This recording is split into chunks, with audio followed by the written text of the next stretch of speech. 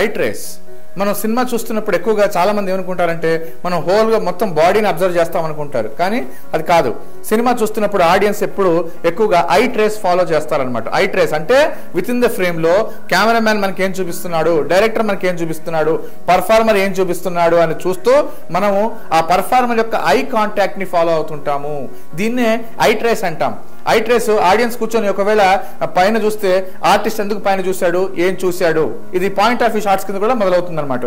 Hero గానీ వేరే పాత్రలు గానీ విత్ ఇన్ ద ఫ్రేమ్ లో డైరెక్టర్ చూపించే ఫ్రేమ్ గానీ సినిమాటోగ్రాఫర్ చూపించే ఫ్రేమ్ లో గానీ వాళ్ళు ఎటు చూస్తున్నారో ఆడియన్స్ ఆ లుక్ ని ఫాలో అవుతుంటారు, ఆ ఐస్ ని ఫాలో అవుతుంటారు. హీరో చూశాడు, ఈ ఆడియన్స్ కూడా ఏం చూశాడో చూస్తుంటారు. హీరోయిన్ చూసింది, ఈ ఆడియన్స్ కూడా హీరోయిన్ ఏం చూసిందో చూస్తుంటారు. ఇలా వాళ్ళని విత్ ఇన్ ద ఫ్రేమ్ లో ఐ ట్రేస్ ఫాలో అవుతా ఉంటాము.